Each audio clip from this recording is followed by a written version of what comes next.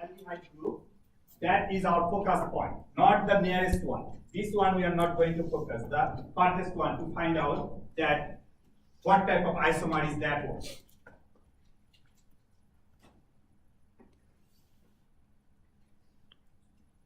Another thing that we learned is the Fischer projection. So again, the Fischer projection, what is the Fischer projection? Is just the particular type of drawing. So this drawing, it's telling that these two bonds are going away, like here. These two bonds are going away. These vertical line two bonds are going away, and these horizontal lines, they are coming towards you. That's what it is telling. We don't draw like this way. For simplicity, we just draw with the line, but the horizontal line is going to tell us that it is actually coming towards us, and the vertical line is telling us that it is going away from us. And the Fischer, when we draw the Fischer projection, we always keep the aldehyde or the ketone group at the top. So here is the thing, like how to read the Fischer projection. Again, another example. So when you are watching the molecule, what it looks like and how it is going to be represented.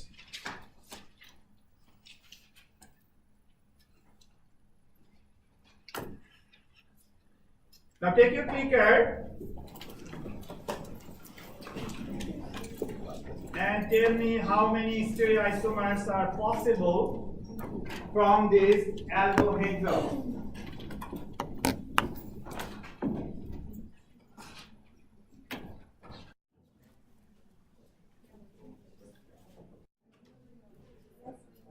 So how many? To solve this problem, we first need to find out how many chiral centers in this molecule. So if you can define that, then just 2 to the power n. So chiral centers, this is not a chiral center, right? Because there are 3 groups only. This carbon is not chiral centers.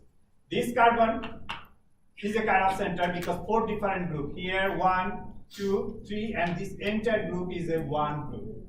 Similarly here, this is a chiral center because now this group and this entire group are different, and the OH and hydrogens are different.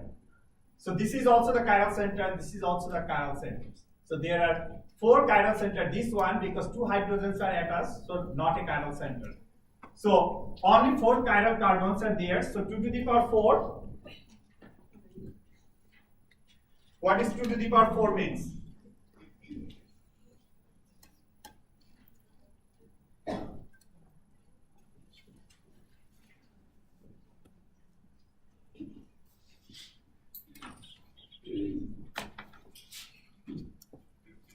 So most of you got it. So it is going to be 16 isomers. Now we are going to see how they look like. This is an aldohexose, right? 6 carbon chain aldohexose. Now I am giving you the example here. The 8s are shown here out of the 16 isomers. Look at that, how the 8, all are the D form shown here. Why they are called the D form? How to know that they are the D form, not the L form?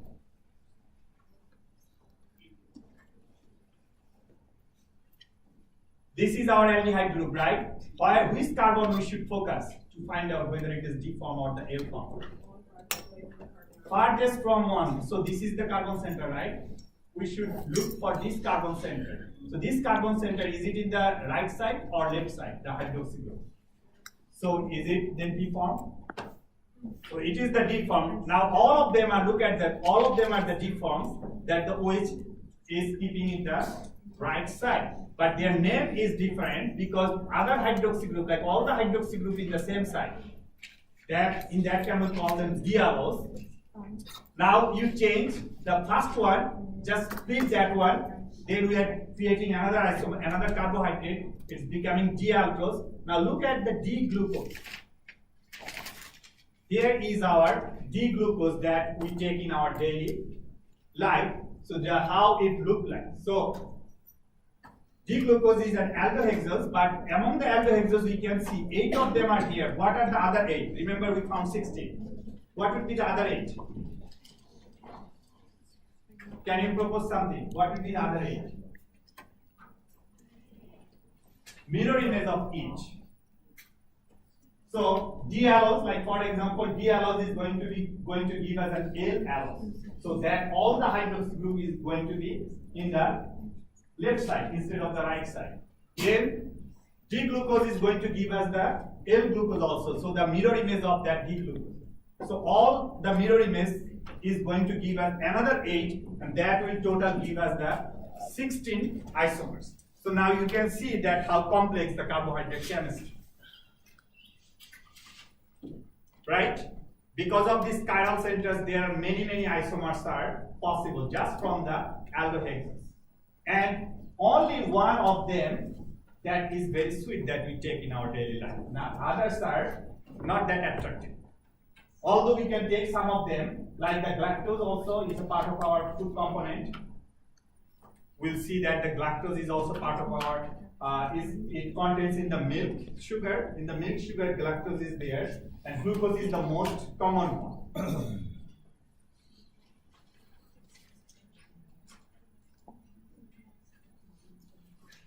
And another thing that in nature, although there are so many carbohydrates are possible, in nature most of the carbohydrates are in D form.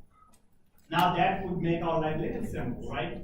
Most of the carbohydrates, remember, note that most of the carbohydrates in nature are D form. There are few exceptions that we can find some L form carbohydrate, but most of the carbohydrates are D form. And another generalization we can make, we have carbon chain from between 3 to 7 carbon chain, right? For the carbohydrate. So the most common carbohydrate is the 5 carbon chain and the 6 carbon chain, like the pentose and hexose. And except fructose, all other natural carbohydrates are aldose. So that means aldose is the most common. There are very few ketose available in the nature. So most of them are aldose form.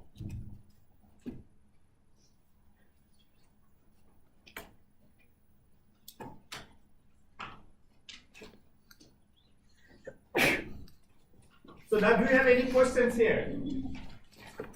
We learned many things today. All are new for you. So you have to learn carefully. The homeworks are already assigned. And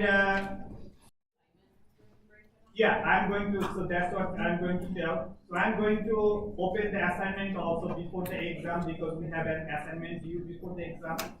And when you are going to complete it. Don't come to me later, oh, I went to the